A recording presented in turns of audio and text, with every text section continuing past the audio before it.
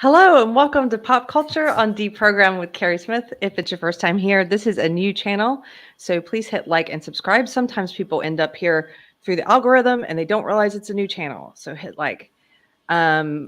Today we're doing the unveiling of Mystery Chris. He's no longer behind his avatar. I'm just kidding. Mystery Oh man. Adam, you may not know this, but nobody knows what Chris looks like.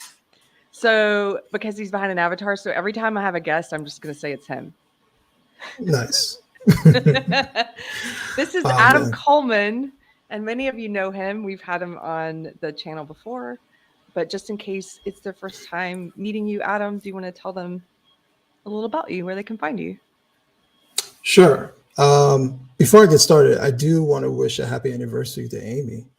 I just wanted to get that out there. That's a favor. That's a favor. Wait, Chris was going to do that favor and he wasn't here. But about myself, I'm a author of the book sitting behind me, Black Victim, Black Victor. Also the founder of Wrong Speak Publishing, where I encourage people to write articles and promote free speech along with intellectual thought. But it's a free expression type of form, website, whatever you want to call it. And I have 2 staff writers. That's part of the expansion that's kind of going on. 2 paid staff writers. Is that new? Possibly. Yeah. Oh, This awesome. became new within the past month. Possibly a 3rd. Congratulations. Thank you. So, just making some headway with encouraging people to express themselves and not be afraid and use their names and write. And you've also been writing for some mainstream publications. I saw you were writing for Newsweek and a lot of serious places. We're not going to be serious here tonight. It's 98% frivolity on this show. Well, I only agreed to come on because we are going to be talking about the 90s. Yes. So I asked Adam, I said, what things do you like? What things do you enjoy in pop culture? What do you like? And he said 90s movies. And I'm like, okay, let's talk about it because I do too. And there's definitely been, Chris and I did one of our first episodes was about, it was sort of about the 90s, not really. It was specifically about a certain sitcom in the 90s. But we've definitely gone back to and touched on the difference between the quality of content, of comedy specifically. We talked about once that they were doing in the 90s versus today. And I know our audience is probably familiar with this, but what do you think, in your opinion? How would you succinctly put what's been happening with entertainment in the past 30 years? The best way of putting it is they lost their edge. It's like putting creative people in a padded room to ensure that no one gets hurt and everything's good and everything's safe. And when I think about my favorite movies, especially because comedies, I thought 90s comedies were like some of the best comedies, even if they weren't like the most, the best acting or anything like that. But they were just funny, or they were silly, or they were somewhat edgy, things of that nature. They were a little bit outside the box. Some of them just plainly dumb. Yeah. But they were funny, right? It just like from the gut, you just wanted to laugh.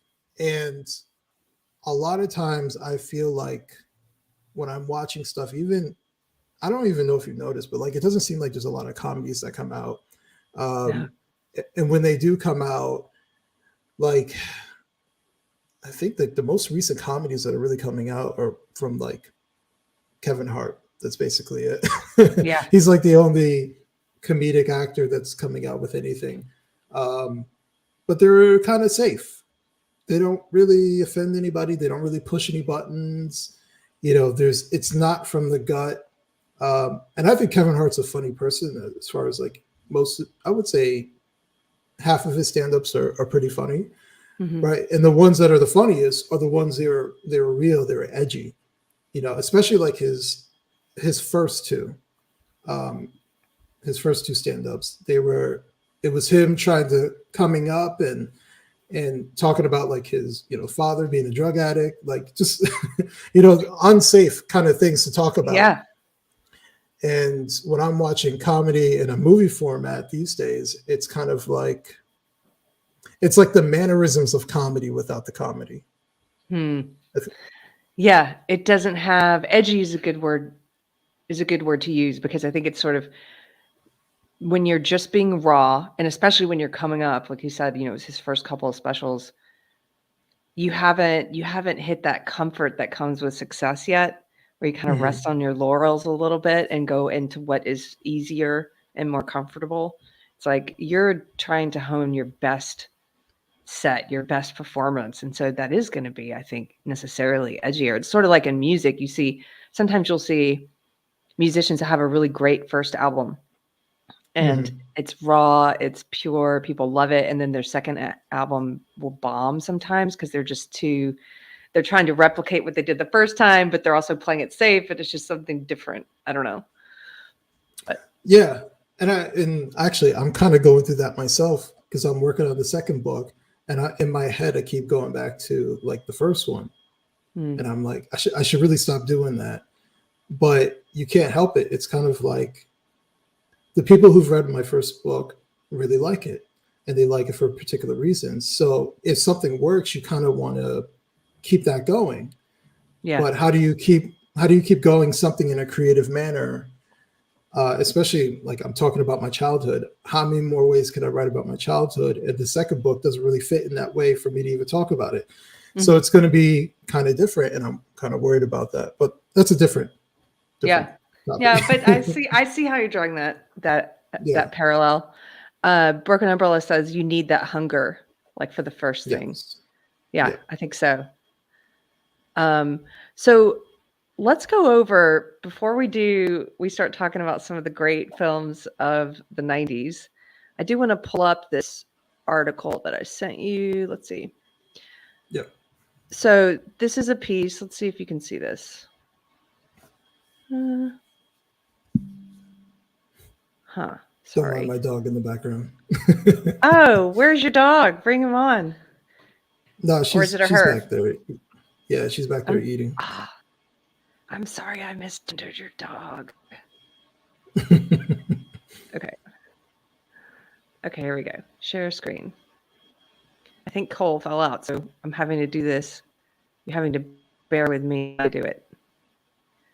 No problem. Can you see this? No, I can't. Nothing yet. Oh, something's happening. There we go. There we go. Okay. For anybody that's just listening, this is an article from Bounding Into Comics, and they kind of are going through and highlighting some of the 90s movie franchises. So top 10 woke movies that ruined their franchises. And so they're pulling stuff from the 90s that a lot of us loved, that things that have now been destroyed. So I just wanted to go through this list and see if any of these were surprising to you. Some of these were surprising to me. Terminator Dark Fate. Did you see that one? I actually did not see that, but it doesn't surprise me. That it went woke?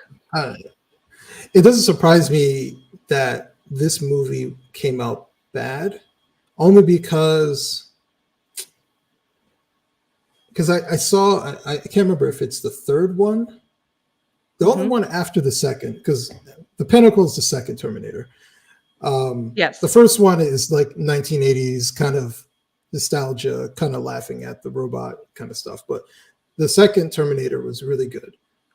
Actually, I didn't have that on my list, but I think that's okay. But it doesn't surprise me that it went bad, because I kind of want to say, and it's not going to be politically correct, that's okay. The person that they're trying to make to seem like the strongest person weighs like a third of me. Like they're always like doing this. They always put like the most like dainty, thin woman to be the strongest person. And once I see that, I'm kind of like, something doesn't feel right about this. Like Captain Marvel is the same kind of thing. she weighs like probably 120 wet, and and she has superpowers, so she could just destroy everybody without effort. There's no There's a story term arc. for this. Have you heard the term for this? Chris taught me No, this. It's called a Mary Sue. I don't know that how sounds familiar. I don't know the etymology of that term, but they use it. People who do film critiques use it to talk about that female character that's being added, who just it has no character flaws, is naturally talented and good at everything. There's no character development because, like you said, they weigh 100 pounds, but they kick ass. Like, it's just sort of unbelievable. This actually says that's what happened in this new Terminator. It says the decision to off John Connor in the first 5 minutes and replace him with a super petite Mary Sue was just the beginning of the film's woes. Radical eye-rolling feminism was everywhere, completely derailing the magic created by the first two films. Since Dark Fate was meant to be a direct sequel to Terminator 2, it was insult to injury and flopped. Oh wow. Yeah, I didn't Yeah, even. I was like, I'm not going to see that. Didn't bother. This one you might have seen. I actually watched this one, Ghostbusters, the Lady Ghostbusters. I think I saw maybe 20 minutes. I think I turned it off when Chris Hemsworth came on, and I was just like, I don't believe this character. I don't like this character. I want nothing to do with this movie anymore. What was I think his that's character? when I turned it off. I don't remember. He was like if I remember correctly, he was like a nerd. He was like this nerdy guy, and he was just like, yes, ladies, he's just a yes man. Wasn't he a sexy, nerdy helper guy? Like they were kind of trying to do what they do with women usually. Like, they were sort of making a point. Like, look, our assistant is a sexy, clueless man. Yeah, I guess that's what they were going for. I mean, truth be told, I just wasn't that interested in watching it in the first place. And that was like one of the things I was like, I'll watch it another time, but I just never got back to it. So it didn't grab me, and it doesn't surprise me that it failed. So it failed, and it failed so awfully. I was talking about this on another show this morning. I think the problem with Lady Ghostbusters is that, first of all, they should have called it Lady Ghostbusters because that's kind of funny, but they didn't call it that, but they made it that. They made it the way they marketed it. Everything was like, this is Ghostbusters, but with women. So it's going to be better. It's like, you could have still done a Ghostbusters with female characters. And if you hadn't have made such a big deal about it and tried to sell it on that, it might have done better. But you're asking people to come just to support women, which is, I think that's going to flop. I just want to say that I know we got the list, but I just want to say this. I feel like whoever's making these movies thinks that there were never any movies where there were female leads ever before until just now. Like we literally had movies where there was a woman who was a strong female character that everybody watched and had no problem with. So it's not about a woman being a lead character. It's about how they're doing it. And they're doing it in the most obvious and like obnoxious way possible to try and prove some point. Like, for example, like Tomb Raider, Angelina Jolie. Yes. No one batted an eye about that. This is the character, Tomb Raider. Okay, she did a good job in it. It wasn't a complete flop. People went and watched it. So nobody cared. Nobody cared. And it's how you do all these, how you approach it. And that's why I'm thinking to myself, we had so many female characters before. I don't know why everybody's pretending that this is new. This has never happened before. This is cutting edge stuff. Women in a leading role. I was like, yeah, it's like, we've been doing this. Do you remember, I mean, this is before our time a little bit, but I used to watch old movies when I was younger.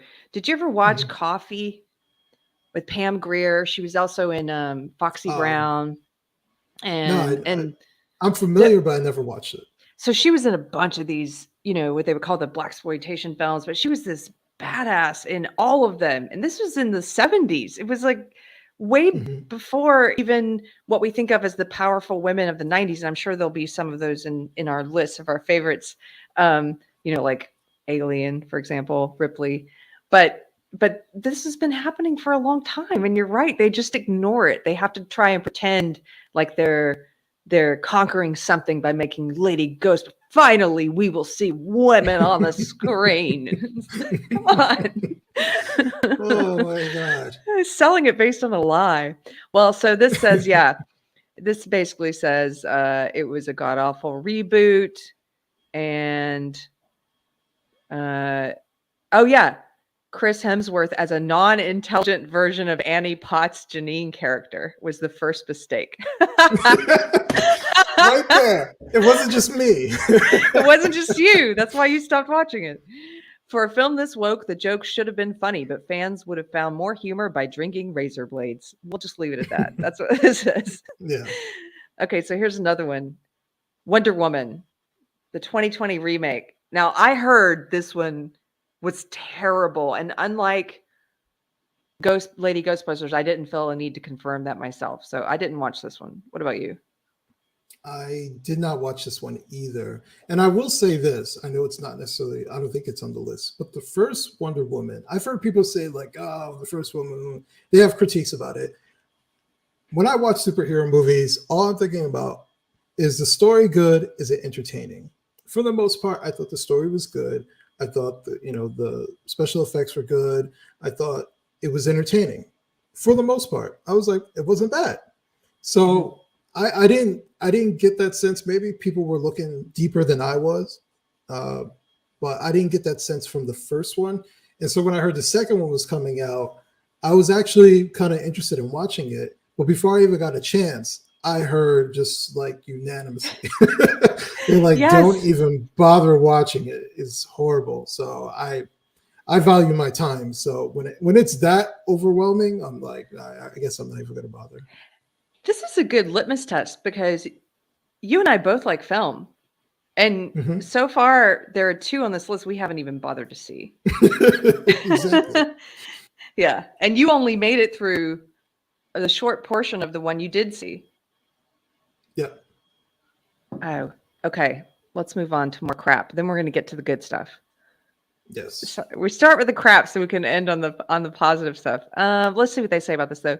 It says the DCEU essentially a series of mini franchises cobbled together into a single Justice League narrative, and one of them is Wonder Woman.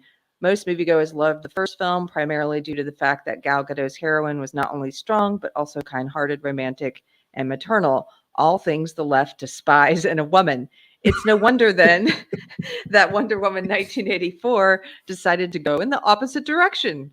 Wonder Woman goes from a likable superhero to a woke caricature within the span of the introduction. She even rapes an innocent man, literally, in the middle act, which seemed to fly just fine with Hollywood. That happens? Are people in the chat, What? did you guys see this movie? She rapes a man? What? What are you guys saying? Are they saying some rape is okay? Oh yeah, look at this. Scott Miller says in Wonder Woman 84, she drapes a guy. I think he means rapes. Wow. What? I had not heard that. Okay. I bet they do it in such a way where they make it seem like it's not, I don't know. Now I'm curious. Star Wars. Were you ever into Star Wars? I have not seen a single Star Wars movie. What? This is my deep confession. I was never into Star Wars. Wow. It's a good thing Chris isn't here. He's more of a Trekkie than a Star Wars fan, but I think he would be like, what? Like, this is sort of, I don't know anyone who hasn't seen Star Wars. I mean, the original ones, That's pretty interesting. Yeah. Well, we'll just skip this one then. Apparently the new ones suck. That's what you need to know. Yeah. They're ruining I will say this. My son likes Star Wars. But he didn't like that movie either. So I'll lean on my son. Good litmus test. Hey, Scott Miller is giving us an update on that Wonder Woman question. He says, yeah, she had sex with a guy in Wonder Woman 84 who was unable to consent. Wow. Well, all right then. I guess it's okay when women do it. That seems Charlie's kind of out of Angels. place for a movie, but okay. Yeah, but it's weird. Did you see the Oscars? Recently, they had this bit on stage where they had a female host bring out these male actors and like grope them and turn them around. It was this whole bit where she was sort of sexually harassing them visibly on stage. And I was just thinking, Mike Harlow, who, he was pointing this out in a video. They would never do that the other way around. They would never have a male host bring out 3 female actresses and pat them down and get up between their legs and stuff like that. Never. Well, we're trying to prove a point. It'll be that trying to legitimize their behavior. But I say it all the time. Women are perverts too. So women are what? Women are perverts too. Don't discount a female pervert. Yep. That's true. I thought you said perfect. I was going to say, women are perfect. No. Okay, Charlie's Angels, 2019. So this was directed by Elizabeth Banks. It says there was a time when Elizabeth Banks was a relatively likable actress, but she's since denigrated herself into toxic unpalatability. I like this writer. I know. It's straightforward. It's no surprise that her directorial duties on 2019's Charlie's Angels reboot ended in complete abject disaster. You would be hard-pressed to find one person within a 10-block neighborhood that remembers it. Did you see that one? I did not see it, but I remember watching reviews about it, like in-depth reviews about not only why it was bad, but why it was so bad. And just watching like clips from it. And I saw, even just from watching clips, I was like, I get what they're talking about. Like basically every man was bad. Every woman was good. That was like the general theme. All the women were strong, super intelligent, you name it. Like not only could she fight crime or beat up guys, but she's also a PhD scientist. But it was just like, yeah, no wonder. And sexy. And sexy. Yeah, everything. She's everything. This article says a Charlie's Angels film that has the audacity to scold the audience for referring to the leads as angels obviously has an agenda to keep. That combined with a horrid marketing campaign, which sounded like it was drafted by Hillary Clinton herself, proved that this take on the classic series wasn't going to win any support. So wait a second. She made a movie called Charlie's Angels based off the women being the angels of Charlie, and then bastard being called the angels. Yes, it sounds like it. My God. It's probably problematic and objectification to refer to women as angels in the Charlie's Angels movie. And then Charlie's like, you know what, ladies? I'm sorry, women. I apologize for my previous statement. Like Charlie's over there just groveling over the speakerphone. Charlie's uterus owners. Yeah. Charlie's birthing people. Charlie's lesbian. Charlie always sounded like he was Hugh Hefner. That's always, I just pictured like Charlie's he's got a cigar in his mouth and he's like, that's right, ladies. Yes. I thought of him in a similar way. Maybe it's because of that word angels, Yeah. Baby cakes. Charlie's baby's cake. Adam Whirl, no. He says no. That wouldn't go over well. Okay, let's see what else is on the crap list. We're almost getting to the good stuff. No Time to Die. 2020. Oh, really? Oh, don't ruin it, because I was actually going to watch this. Oh, okay. We'll skip over this one. This says it's bad, but don't believe everything you read on the internet. Men in Okay, now Black this one, International. as soon as I saw the trailer, I was like, "This is garbage." I didn't even have to watch it. It's trailer bad. When the trailer is bad, you know the movie is terrible. What about the trailer bothered you? Do you remember? Because it was one of those things where I'm like, why should I watch this? And also it's what, the fourth Men in Black, I think. Were there three of them before? And so I'm always skeptical when it comes to like not only reboots but like sequels, but like sequels from years later. Yes. Like it's When one they thing wait. to do it like, yeah, they wait too long, or especially when they do it like 10 years later, or 10 years plus. It's like they're running out of ideas, and someone just like digs in the crate and says, I don't know, how about this? And I don't know, we'll pick, who's the hot guy? I don't know, Chris Hemsworth. All right, let's get him. Like, it just seems like a scramble to try to put something together. And the storyline didn't sound very interesting just from the trailer. To be honest with you, the first Men in Black was okay. I never thought it was good enough for them to keep making sequels of, because I just thought it wasn't that good of a movie to keep going with. But so yeah, I didn't really hold high hopes for this one either. You know, when I think of Men in Black, I can't help but think of this anecdote about women in Hollywood and size and all this stuff. But back when the first Men in Black came out, or maybe it was the second one, what was the one with the girl from Twin Peaks, not Laura Palmer, not the character from Twin Peaks, but the actress who played Donna. Does anybody remember that actress? She was in one of the Men in Black. And she's very skinny. Anyway, I'll look up her name. No. But my husband he worked on the website for the movie, and they did this like rudimentary video game at the time. This is Lara Flynn Boyle. Thank you, Twee Girl. Lara Flynn Boyle. Yeah. So they did this video game, and they brought in the actors, and they did body modeling so they could get the bodies exactly right for this little online game that was on the website. And she didn't like her body model, even though it was her body. It was taken from her exact proportions. She said it was way too fat, and they had to keep, according to her contract, they keep reducing it until it was completely unrealistic. And she was just obsessed with changing it. This is an anecdote, but it was from my husband at the time.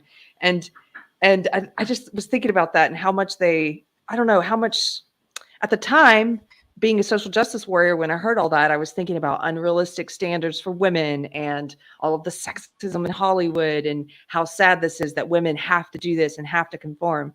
And now I look at it and I still think it's sad, but I also think there's an element of personal responsibility there. Even if you're in a culture that values that, you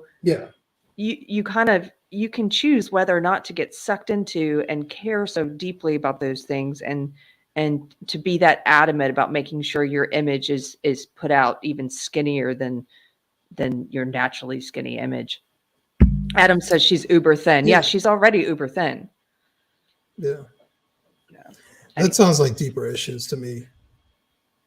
Yeah, it is kind of, I don't know. I think there's a lot of women who end up developing things like that in Hollywood because they have all of the attention on them, because they're the new it girls are supposed to look a certain way and be a certain weight. Of course, now we're going this other direction. Hollywood seems to only do things in extremes. It's like, okay, we're going to be a boys club. Okay, now we're going to be a girls club, or we're going to be all about emaciated women. Now we're going to be about obese women. It's sort of like, can't you just find a natural middle ground and quit pushing these extremes on us? Yeah. Okay.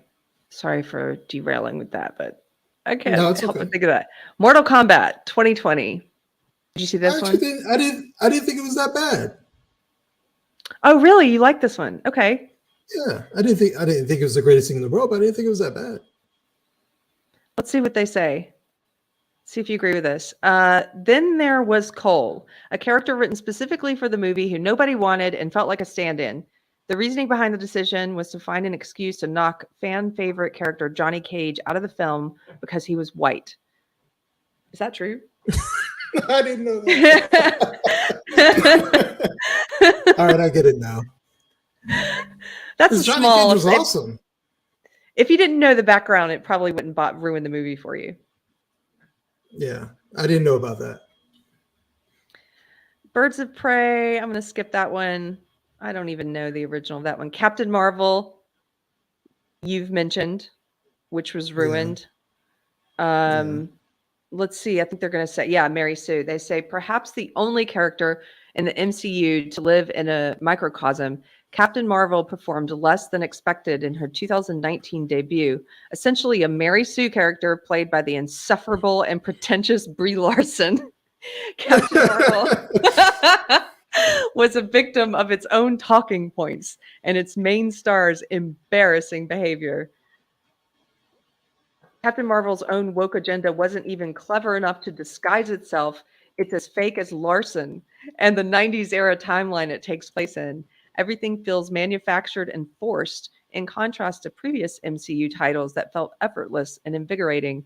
The result is that Disney now has no faith in the Captain Marvel character, even going so far as to preemptively name their upcoming sequels The Marvels. Okay, that's enough of the crap stuff. We're going to stop sharing that. Yeah. Yeah.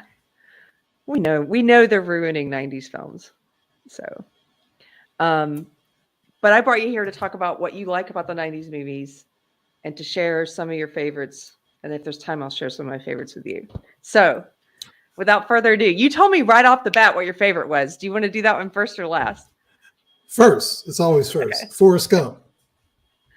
Why is that your favorite movie? So part of the reason why it's my favorite movie is because when it came out, I was pretty young.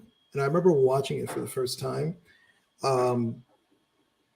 And mind you, I was kind of young, and it was just like, it almost felt like a documentary, in some respects, because it was like this guy who is not very bright, and he has very limited skill sets, yet he's somehow always in the right place at the right time. And he's doing all these remarkable things, and he's meeting remarkable people. What in the movie he met like 2 presidents or something like that. Yeah. Meeting famous people, and he's like blissfully unaware of how impactful his life is, or how rare of all these situations that he's running into. But I just thought it was a great movie. I'll give you the younger aspect. I thought it was a great movie for talking about history. From like what happened in the 60s and Vietnam. I can see that. 70s. Yeah. As a kid, you feel like they're taking you, you're being transported to these places. I remember feeling that way. So you get the vibe of the 60s, the 70s, the 80s. That's true. How old were you when that movie came out? What year did that movie come out? I was born in 84. What year did that movie come out?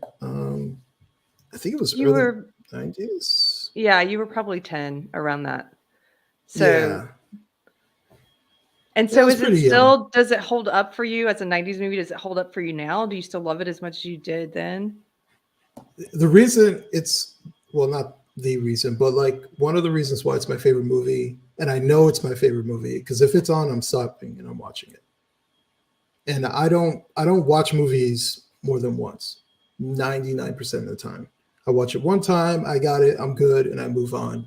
But if you see me watching a movie 2, 3, 10, 20 times, like that's what Forrest Gump is to me. And even though I know it's about to happen, I know all this stuff, it's still such a good movie for me. So yeah, it's my number one. Would you also say it's a feel-good movie? Like it leaves you feeling good? Is that why you watch it? In some ways it's funny. In some ways it's interesting. Because like he's like accidentally funny sometimes, like just completely unaware that he's, like run, Forrest, run. He was like, I'll just run that way. Like, yeah. My favorite line that always makes me laugh is when he beats up that one guy at the Black Panthers meeting and he says, I'm sorry for breaking up your Black Panther party. I fucking die every time because he's like, he's thinking it's a party, but like, it makes me laugh every time. Now, I will say, as an adult, when I look back at it from a relationship standpoint, well, there's like two things from a childhood development standpoint. Jenny was fucked up. Jenny went through some shit when she was a kid, you know, being molested and all that stuff. It doesn't surprise me of the arc that she went in her life of being attracted to abuse and going in that direction, right? On the That's other a very hand, serious side of that film. yeah, that's a very serious side. And it's interesting because they do it in a way where they're not like, they imply it, right? They don't show her being violated. They show her father screaming for her and he's drunk and they hide in the wood. Like, you understand why. And because you're hearing it from Forrest, who's coming from a naive place. Mm-hmm. It was like, and then one day she just had to go to her grandma's house. Like, you understand why. Forrest doesn't completely understand why. And you're just hearing it from his description. So I thought it was a great way of how they were able to talk about like such a serious topic, but in almost like a naive way. Like, you understand as the viewer. Now, what I will say is this, from a male perspective in relationships, Jenny had red flags all over her. Like, yes. Forrest should have ran away from Jenny.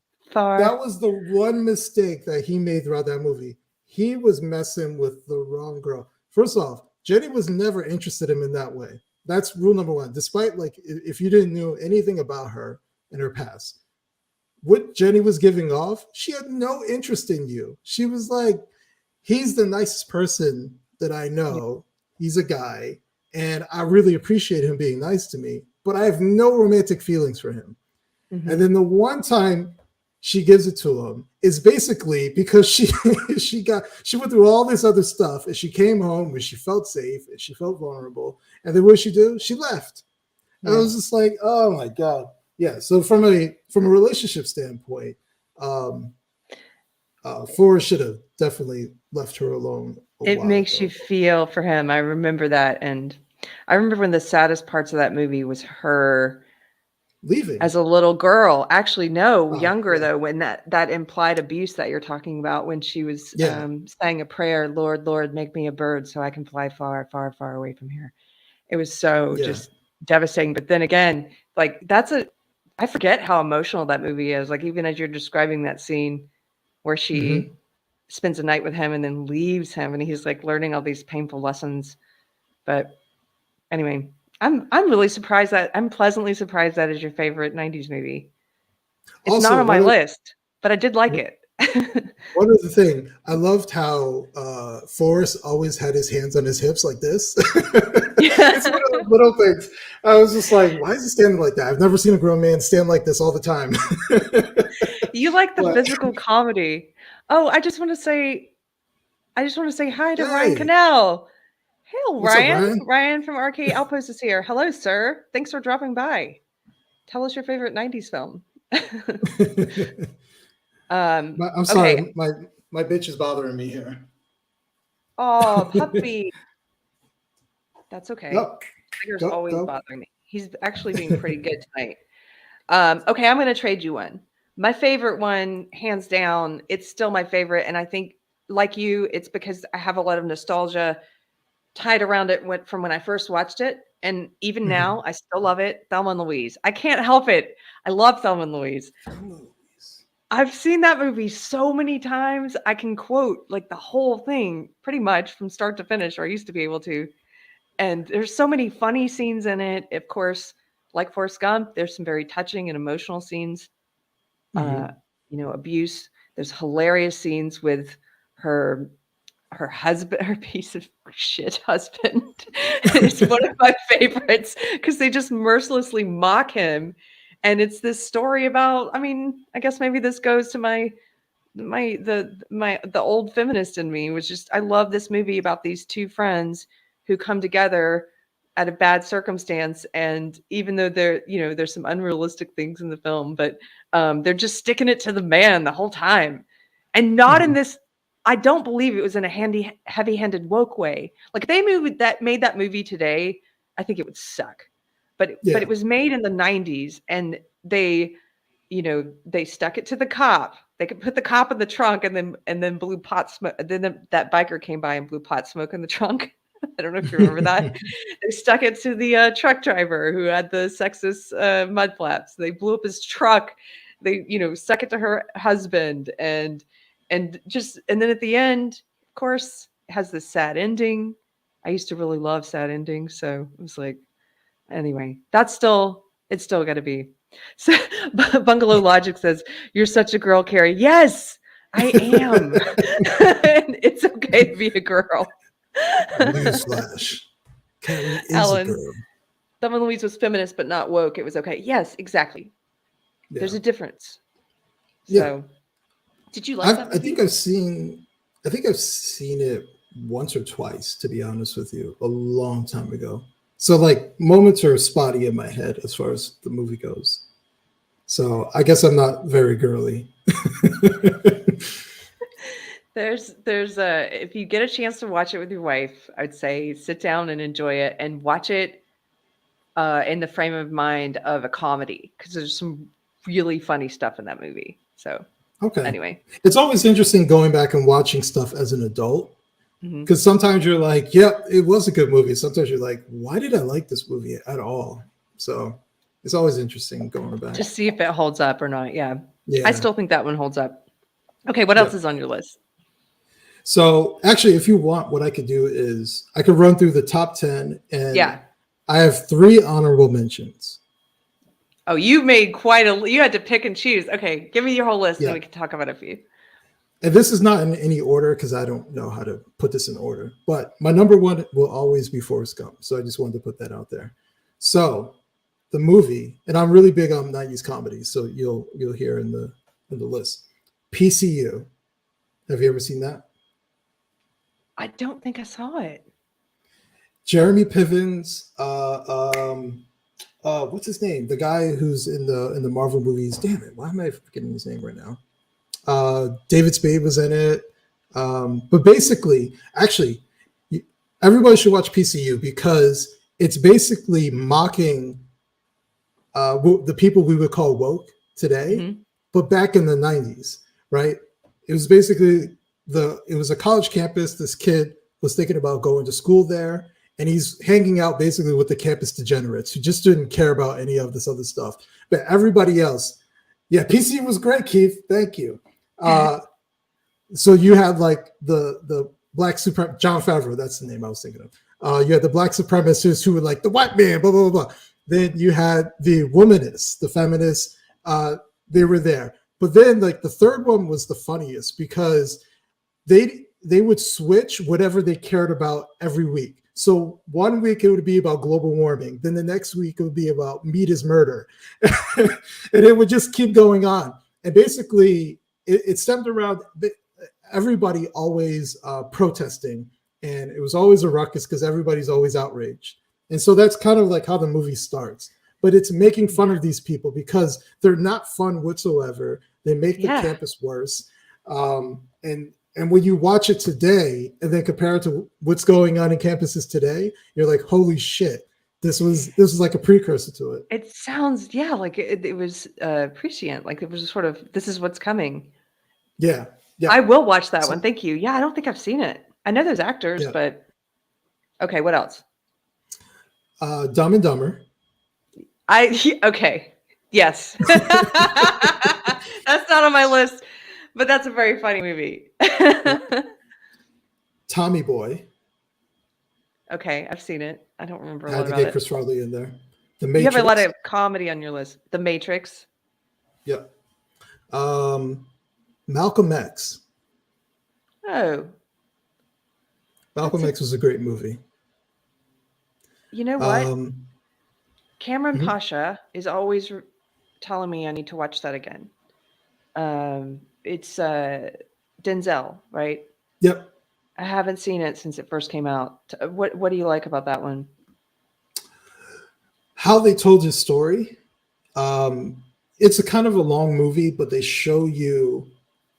I think they do a good job, at least from my understanding, showing you his transformation, but his complete transformation. And Denzel plays his character really, really well. I don't know if he won any awards that year for that movie, but if he did, he should have. Like it was a great acting job. The movie was done in an excellent way. It's a flawless movie. That's the best way to kind of put it. It's been a while since I've watched it. I should probably watch it again sometime soon, but it's a flawless movie. Mm-hmm. This is a movie. Oh, go ahead. Well, Alan says Denzel's a great actor, and I get the feeling not very woke. No, he's not. Yeah. No, he's not. Now, the next movie, I will admit, I have cried on. Okay, what is it? And I would almost bet you probably cried too. Edward Scissorhands. Oh, yes. Oh, you have such a surprising list. Yes, Yeah. That's a great film. I've seen that movie a bunch of times. And there's a couple moments where I'm like, especially towards the end, where I'm just like, I'm not crying. I just got stuff in my eyes. The next on the list, it's not the best acting or anything like, although it was good acting, to be honest with you, but it's such a good story. And I think it's so underrated. And anytime it's on, I watch it. U.S. Marshals. I don't even know that movie. What is it? Who's in it? So it's supposed to be the sequel to The Fugitive. Do you remember The Fugitive? Oh yeah. Yeah, I do actually. That was a good movie. Okay. Yeah. It's supposed to be the sequel to it. This time it was with why am I drawing a blank on his name? Not Tommy Lee Jones. Tommy Lee Jones was in it, but the guy they're going after, why am I drawing a blank? He played Blade. What's his name? Wesley Snipes? Wesley Snipes, thank you. Oh God, I think it's too late. I'm losing. I like this game. Just keep giving me things to guess. No. Yeah, Denzel. Wesley Snipes. Wesley Snipes is in it. And it was just, there was good action scenes. It was a really good plot line. Yeah, it was just a really good movie. I actually, a little bit my relationship with my wife, when we were boyfriend girlfriend, I was like, have you ever seen U.S. Marshals? She was like, no, I've never seen it. I was like, you'll like it. We watched it. She was like, Adam, you're right. This movie is really good. I was like, damn right it is. You know, so that was one of the reasons why I married her. But that's my favorite, is when you get to enjoy something you really love with someone who hasn't seen it before, because you're kind of like seeing it through their eyes.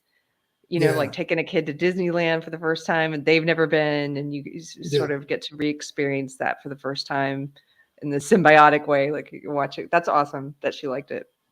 Yeah. And she's very vocal when she watches stuff. She's like, go, run! Like she's that person. So I always watch her watching a movie. It's always fun. The Professional. Oh, I love The Professional. What a great movie to put on your list. Was that the 90s? That was the 90s. I guess it was. Natalie Portman, very young Natalie Portman. I think she was like 12 in that movie or something. 12 or 13. She was really young. Next on my list, comedy, Liar Liar. Really? Jim Carrey? Yeah. Jim Carrey. I don't remember much about it. I just assumed it. I don't even know if I saw it. It was good? It was really funny. I thought it was really funny. He basically couldn't tell a lie. And watching him struggle, basically watching him struggle throughout most of the movie to not lie. And he had to be bluntly honest, especially as his job as a lawyer, was very funny to watch. And I was thinking to myself, I was like, Liar Liar or Ace Ventura? And I think most people would probably pick Ace Ventura. Like that's kind of like the thing. But Liar Liar stuck out more to me. Really? Okay, I love this simply for the fact that you're giving me some 90s films I haven't seen in a long time that I'm gonna go watch now. Because nothing that's coming out, I'm like not really interested in most of it. And so whenever I'm talking to friends, like, what old movies are you watching? Now Okay. that's my top 10. I have Okay. 3 honorable mentions. And the first one, people are going to be like, how could you not put this one in it? But the only reason I didn't put it in it is because it wasn't a movie that I watched a lot in the 90s or around that time period, right? It's a movie that I've actually watched recently a couple times. And it's a really, really good movie. It's a great movie, actually. But I've watched these other movies in the 90s when they came out, and they have much more of a nostalgia for me. But first honorable mention, Fight Club. Oh, yes. Fight Club was one of those that really sort of, I think, would probably make a lot of lists in terms of movies that captured the 90s and really made a lasting impact. One of those films Yeah. like The Matrix that people refer to a lot, you know? Yep. His name is Robert Paulson. It's one of those things. Second honorable mention, My Cousin Vinny. That's great. I love that you have so many favorites. You made an honorable mention list. Yeah. My Cousin Vinny. I'm trying to remember a line that Joe Pesci said. I can do a Joe Pesci. It's kind of disturbing. And my third honorable mention is Office Space. Office Space, quality comedy. That's one that gets mentioned a lot. I agree. This is great. I didn't have a lot that overlapped with you, but I do, with the exception of the ones I haven't seen, like I haven't seen PCU or US Marshals. I don't even think I've seen Liar Liar, but other than those, I like everything on this list. Okay. And I'm going to check out the other 3 now. So, Therese, why are we talking about Fight Club? We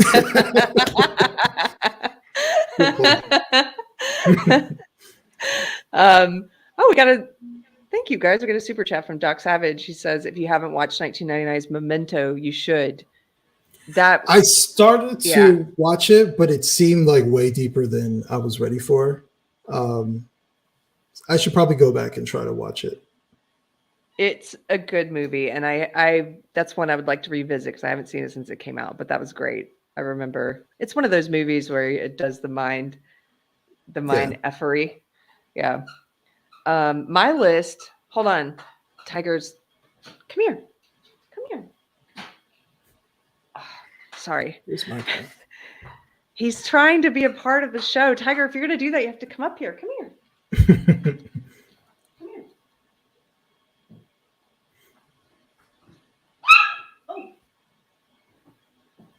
Oh my. Did you hear him scream? Yeah. Puppy. He's faking, baby. Let's see. Okay, my list. Sorry about the awkwardness of getting him. My list has Thelma Louise, of course, is the top one, and I don't have these in any order either.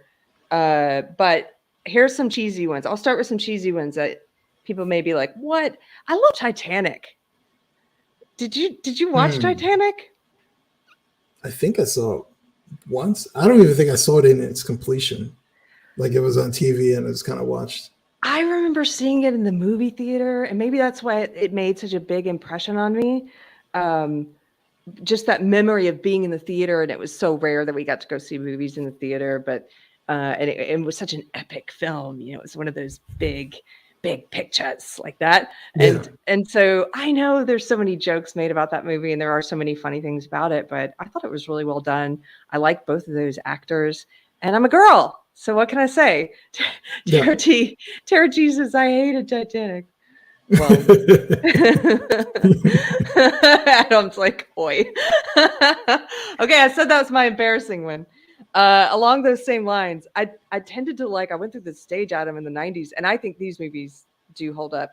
I really liked the sort of what would you call it? Man in the woods who goes off and rescues people and fights, that genre. So like Dances with Wolves, Braveheart, and Last of the Mohicans, I would put them all in that category of like preteen Keri was sort of crushing on these masculine figures out having adventures. And so, did you like any of those, Braveheart or Braveheart? Yes. I don't think I saw the others, to be honest with you. Last of the Mohicans is great. I saw somebody in the chat mentioned it. Yeah. Yeah. So Braveheart, from what I remember, was good. Speaking of Mel Gibson, Patriot. That was a good movie. yes, I saw that one again recently. That's in that same genre, I would say. Yeah, And I would say so too. I don't know if they're making movies like that anymore. No. Where it's the man who saves the day or saves the village or saves the family, and I think it's sort of they're poo-pooing that now as a storyline. No, the only time a man saves a day, he has to be wearing a costume. Yes, superhero movies, A-okay, and then there'll be a woman in a costume ahead of him. So those were all in that category. I also loved Big Lebowski. You know what? That's one of those movies I never fully watched. Adam. Okay. And I know it should be something I've watched because I'm a comedy fan, but I never sat down and watched it to its from start to finish. I never got it. I never did it. There are so many funny parts of that movie, and there are enough people in the chat who haven't seen it. We've talked about this movie before, that we're going to do our first movie night. We haven't picked the date yet, but it's probably coming up in early May. We're going to do our first movie night and just watch this movie. It's not going to be streamed live. It'll just be a private thing on Locals. But if you would like to come watch it with us, you're welcome. It's so good. Then what else? Heavenly Creatures. Did you ever see that movie? That doesn't sound familiar at all. So it was a Peter Jackson film, and it's more of a serious movie. It was a drama. It was a fictionalized account of these two girls in New Zealand who killed the parents of one of the girls so that they could be together in this fantasy world they had created. And they were convicted. I think they were 15 at the time. Kate Winslet is in it. She plays one of the two girls, and it's just a really, it's dark subject matter, but it's just handled really well. I would say it's even sort of a beautiful film at parts, and very creepy. If you're interested in true crime, I would definitely suggest it. The interesting tidbit about the girl that Kate Winslet plays, I forget her name, but when she got out of prison, she ended up changing her name. She has another identity now, and she's a best-selling thriller author. She writes about murders. Isn't that crazy? Yes. Keith. Hello, Keith. Sorry, not Keith. Kent. The Canuck. Kent says, watched first time last week. Do it, Adam. It's fun. I think he's talking about The Big Lebowski. Okay. And then my last one, I had Matrix on my list as well. Oh, Groundhog Day. Did you like that one? Oh, I love Groundhog Day. I thought about that one too. There you go. I thought about that one. That one, that's like one of those comedies, maybe like some of the ones on your list, like My Cousin Vinny or something, where I can just put that one on in the background and it makes me feel good. It's just a feel-good comedy. Can I give a Bill Murray honorable mention? What About Bob? Yes. Yes. I just love that his character drove Richard Dreyfuss slowly crazy throughout the entire movie, to the point where he was basically insane at the end of the movie, simply by just being annoying. Yes. There's so many great parts in that movie as well. And how there's that serious side of it too, and though it's such a silly movie, but you know how he manages to connect with and bond with this guy's kids, and the dad is unable to do that. You know, he's got this whole thing missing from his life. That was sort of a thing with 90s movies, is that even if you're watching a comedy like that, a lot of times they would still have some deeper meaning or message. And that's not why you're watching it, but it has that meaning to it as well. Yeah. I just remember my favorite thing from the movie is just him saying baby steps, baby steps. Baby steps off the bus. Yeah. Oh man. But you're right. He's like, yeah, exactly, Tara. It's one of those movies where, like, if you think about it, like Bob is like, he's struggling. Like he's really struggling. And he really needs somebody's help. And his doctor's just like, yeah, just try these couple things. I got vacation to go on. It just completely blown him off. And nobody wants to work with him. He's trying to get his life together. Nobody wants to work with him. He's so like neurotic and all this other stuff, but like I think it was a really good movie. That's a good honorable mention, to be honest with you. Fracky long time. Thanks for the super chat, says Jackie Brown. Yes. Jackie Brown was a great homage to those 70s films I was talking about at the beginning of the episode, like Foxy Brown and Coffee, and that was really sort of, didn't Tarantino do that one too? It's like, I think so. I think that it was a throwback to those films, yeah. And Speaking then of Tarantino, Pulp Fiction. I do have one last one. Movie. Pulp Fiction. That was my last one. Yes. Oh, that was. So Pulp Fiction was sort of like, I would put that one in the category of The Matrix and Fight Club, in that it's one of those films that really changed things in a way in the film world. Tarantino broke a lot of rules and did some unique things that people hadn't seen before, and really made this lasting impact where people to this day will refer to that movie and quote it in a way like universally, because it was, I think it was so impactful at the time. That's the sense I got from that one anyway. And it was so edgy. Like if you go back and look, like Samuel Jackson just cursing up a storm, just just shooting people, and them almost getting raped, and all this other stuff. It was edgy. It was edgy, and it was memorable, and the lines were memorable. That's one of those movies where I watched it later on to appreciate it. So that's why I don't have like the same like nostalgia level for it. But if you were just talking about like great movies from the 90s, just like straight up great movies, Pulp Fiction would be up there for sure. Yeah, definitely. It did so many things, just, I don't know, new. It just felt, that's the word I would use for it, very new. Tweet Girl says Pulp Fiction is uncomfortable. Yeah, it was. This is, I know everyone's quoting Royale with cheese. One of my favorite lines in that movie is this one, Bungalow Logic. Be cool, honey bunny. Be cool. That's at the end where he's trying to get her not, I think her name's Yolanda or something. He's trying to get her not to shoot everyone in the diner. He's like, be cool, honey bunny. Be cool. So many quotable things in that movie. Okay, I have one honorable mention. This was also in chat, and this is the last thing.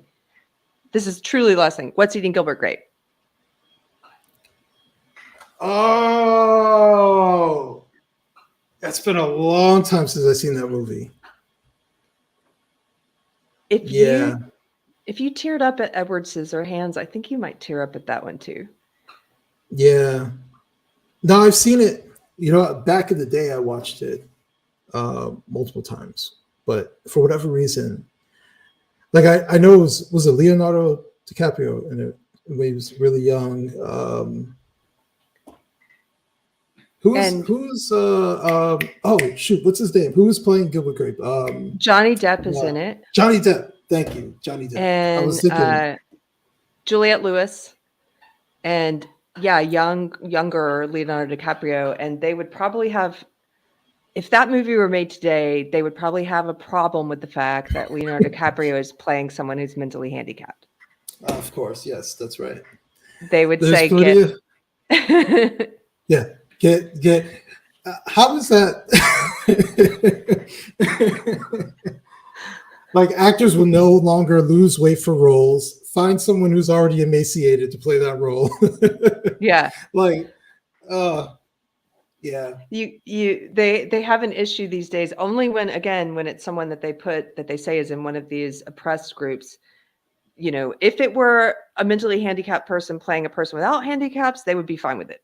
But if it's going the other way, they're like, no. So they're perfectly fine with trans people playing people who are not trans, but they're not okay anymore, no longer, with you playing a trans person unless you're trans. It's like, it just goes one direction. Yeah. Man, you got me thinking about the 90s and the movies and all this stuff. I don't know. I feel like maybe you get to a certain age, you're like, remember when times were simpler? And I think that's like a very nostalgic thing to say, no matter what generation you're at.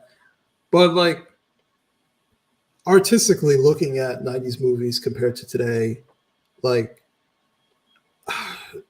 what movie have you seen in the past, not even 2 years, because I know we had COVID, in the past 4 years that were memorable? Adam. That's why I'm watching old movies. It's really Me too. not, I mean, do you have one that's been memorable to you that in the past few years? Oh, I know. Joker. Joker, yes. Joker was really, really good. Damn it. Someone in the chat help me out because I don't know the name of it's messing me up. He was a guy who got into an automotive crash. Some people killed his wife. He gets something implanted in him to make him like strong and all this other stuff. Damn it! Why is it? It's escaping my head right now. And this is a recent movie. Recent movie within the past 5 years. Crash? Somebody says so. Matt Deckard, what is? Don't help him. What? Upgrade. Yes, Upgrade. That's what it was. Upgrade. Thank you. Upgrade. Upgrade was a great movie. Upgrade. That was a really, really good movie. The imagery of it, the soundtrack, the acting was good. The storyline was interesting. Like, actually, it reminded me of a 1990s movie. Like, it was actually like some depth to it, and it was a bit edgy. Like, it didn't look like, it is Upgrade. Yep, it didn't look like a movie that was made today. It reminded me of a 90s movie. I hadn't even heard of that one, so I'm gonna check that one out then if you liked it. Because I've just kind of been doing, not as many films. We watch if we watch a movie, we're usually watching an old one. Like we get recommendations on old 90s movies and stuff that we might have missed or ones we haven't seen in a while, or we're watching podcasts I watch a lot of true crime shows, honestly. So I just haven't really been doing a lot of movies.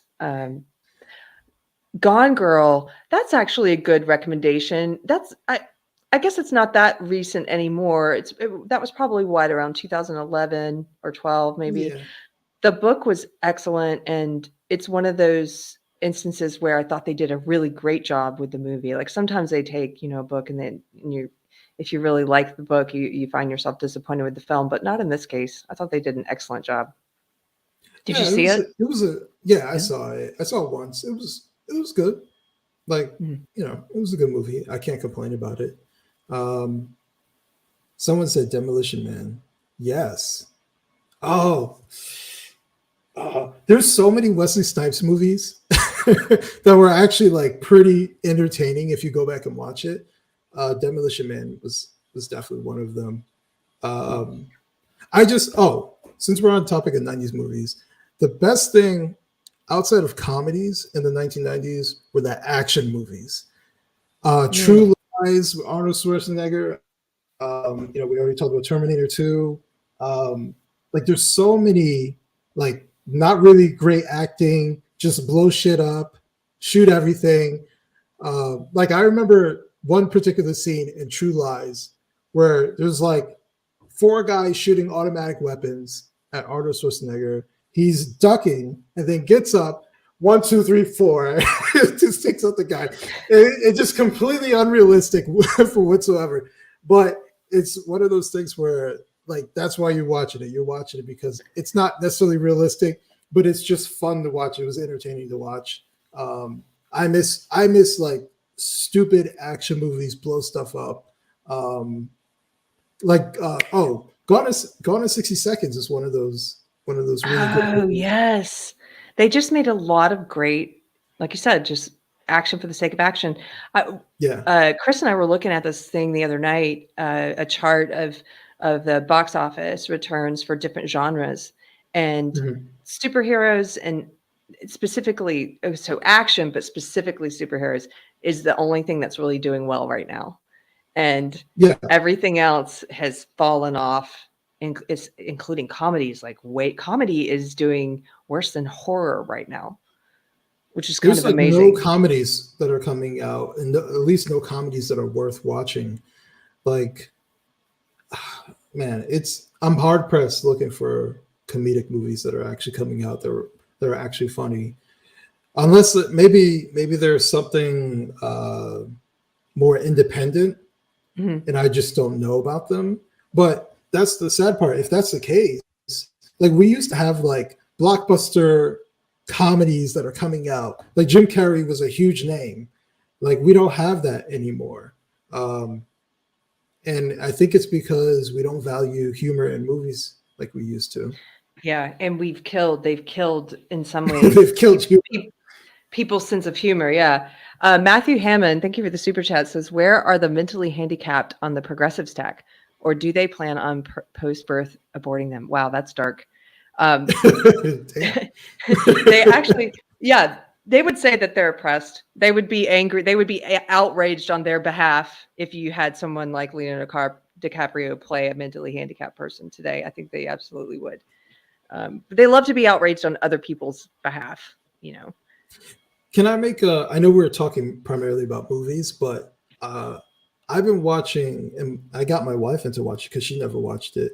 I've been watching Mad TV, and let me tell you, Mad TV is probably the most politically incorrect show that came on television, and it's fucking hilarious. The fact that they're like openly make they had a whole thing where they just made fun of celebrities. It didn't matter who it was, didn't matter the demographic.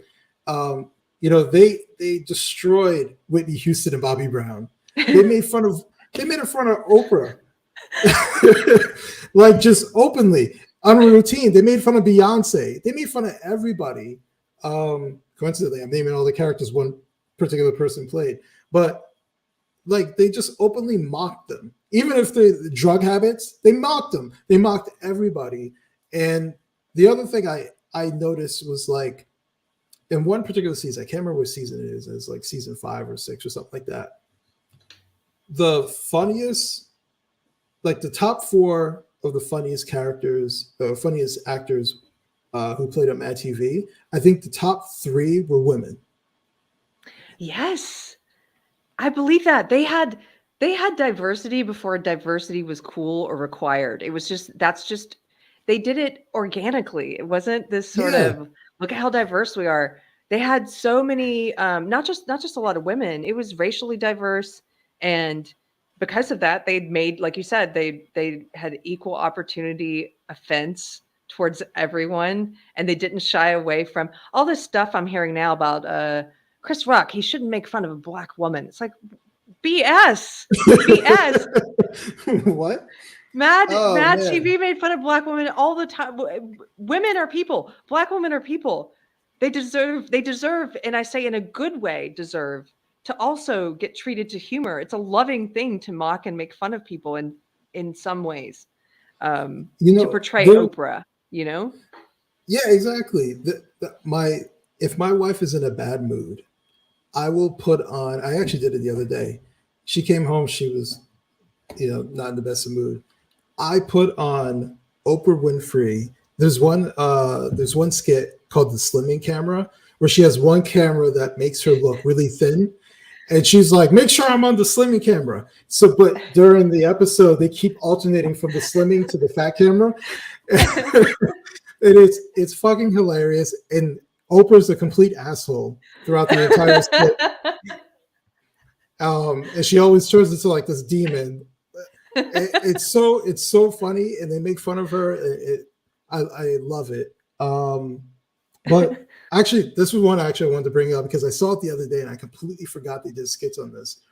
They have a skit about an interracial couple It was a white woman and a black guy, and the white woman. First off, they do this whole thing where it's like ebony and ivory kind of vibe to it, right? So they talk about them being interracial, but the woman says really racist shit in a very subtle way.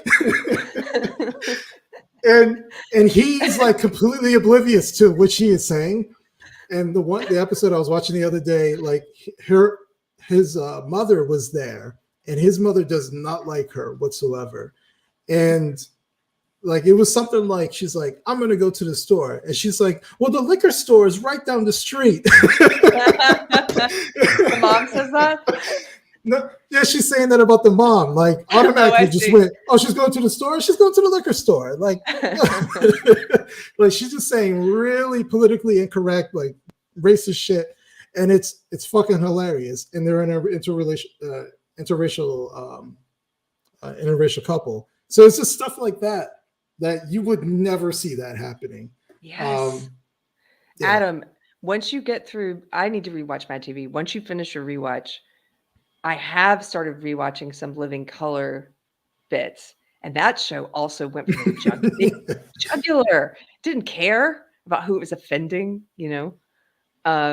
Jim Carrey, who you mentioned before, he played this character named like Johnny Abdul or something. Have you ever seen this character? He put on brown face, and he basically he did these commercials where he sang, it's like all the hits, like My Blue Suede Shoes. But they would say he sings it all, and then he would just go like he would just yell. He wasn't singing anything, and it was like this fake infomercial to buy his CD, and there were so many jokes in there about Islam and about Islamic terrorism that you could not do today. Indie guys wrapped up in this like singer, you know, that sketch, and then of course they had Handyman.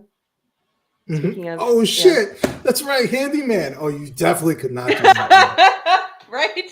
Oh shit. Oh shit. And you need to go back and watch. There's one episode where they introduce Handyman. They're having a meeting of all the superheroes. This is really funny given what's happened with superhero movies now and all the woke stuff with the women.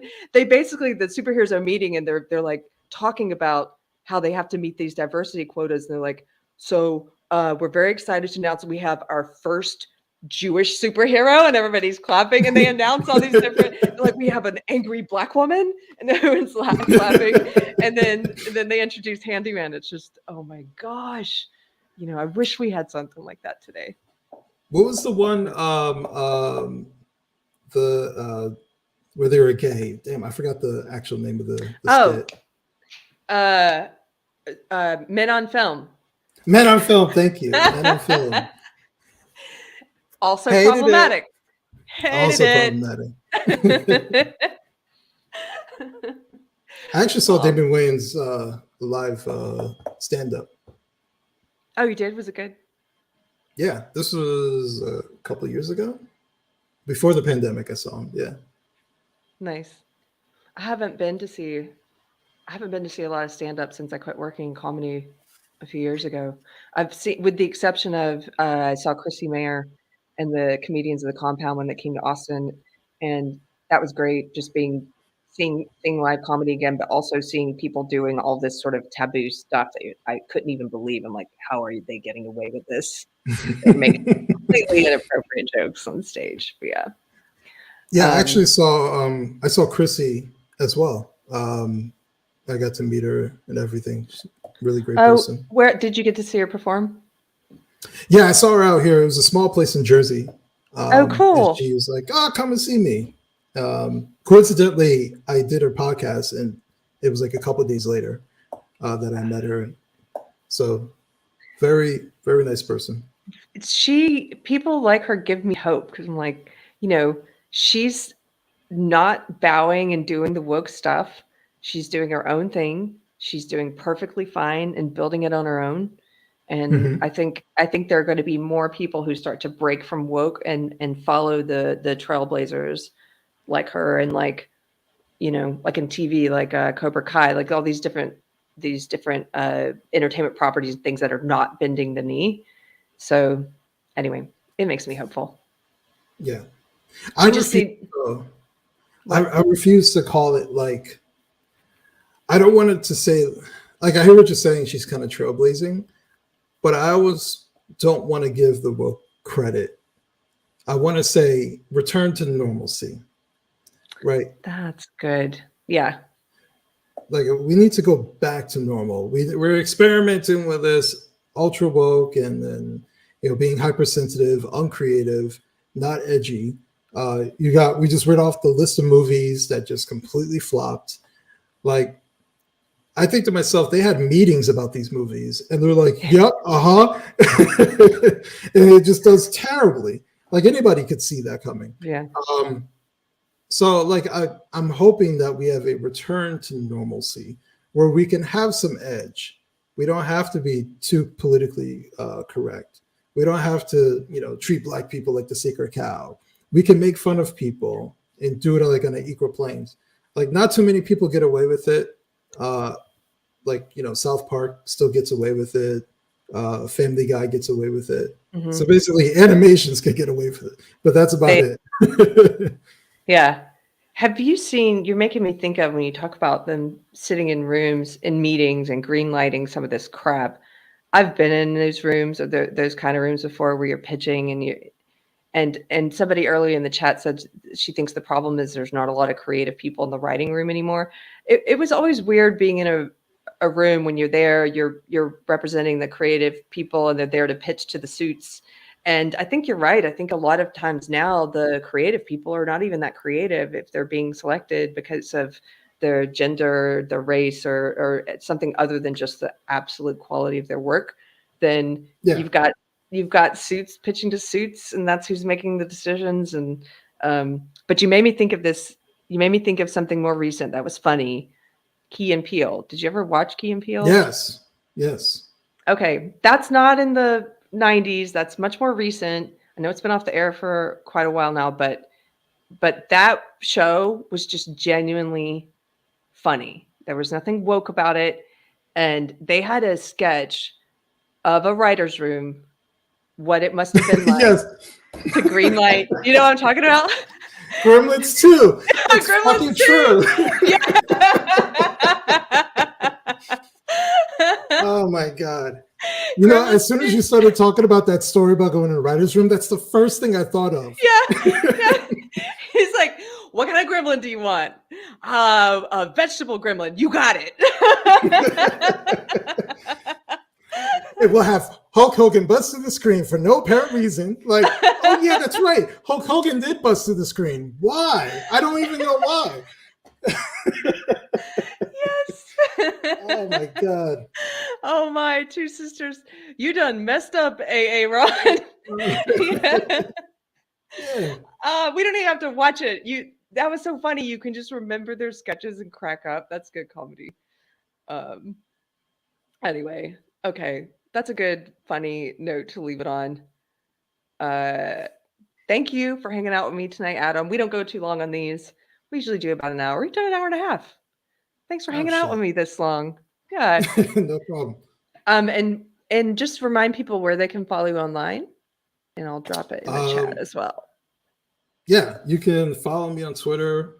These days, I'm very active on there at wrong_speak. You can go to wrongspeak.net. You can get my book if you're a book reader. You can go on Amazon, barnesandnoble.com. Or if you don't want to support either of those big corporations and you want to give me more of the profits directly, you can go to wrongspeak.net and purchase a copy on the website. I'm also on Facebook, but doesn't seem like many people use Facebook that much these days. But you do Facebook. Actually, yeah, you do Facebook. I'm on Instagram as well, wrong_speak. But Twitter is my number one these days. So everybody go check them out. And also earlier in the chat, I saw somebody was saying that they were working up the nerve to reach out to you about possibly writing for Wrong Speak. Do it. What's the worst that can happen? I don't reach bite. out to Adam. He doesn't bite. If your piece sucks, he'll probably be honest with you and help you fix it. And if it doesn't suck, then it gets published. Just do it. Don't be afraid. Yeah, like real talk. Like I've had people where I had to like spruce it up. Like I'm taking the role as an editor, so I have rejected maybe one person because it just sounded like they were a teacher and it sounded like they were Mm. writing a college paper, and that's not what we're going for.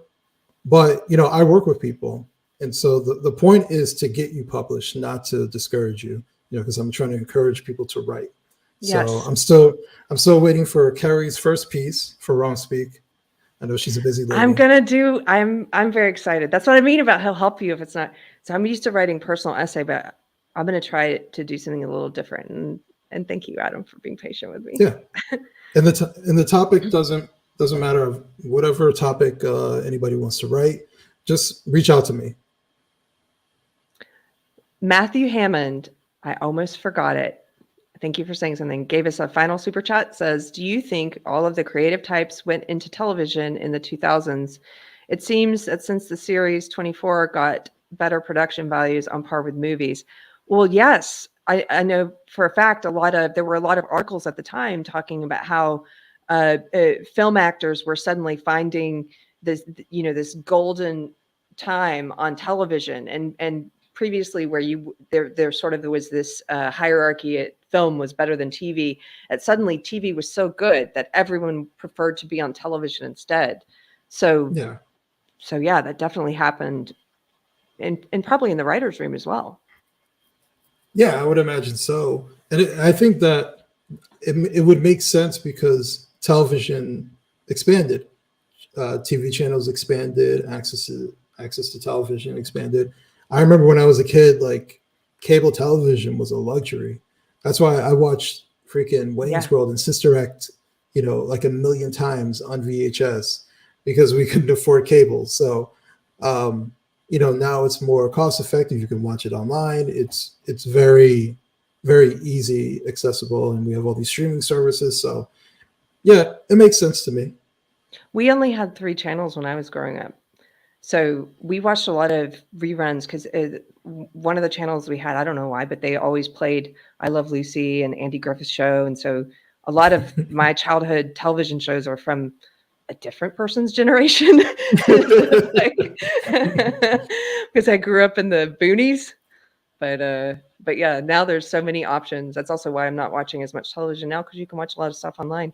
Oh, one last chat, not a super chat. Hello, Keri. Royce sent me. Hey, Dan, welcome. So this morning I got to be on Voice's show from Revenge of the Sis, and that was really cool getting to meet him. And I'm glad you showed up. We're going to have him on to talk about Star Trek sometime with Chris, who loves Star Trek. So anyway, thank you, Adam, for hanging out. I hope you have a good rest of your Wednesday night.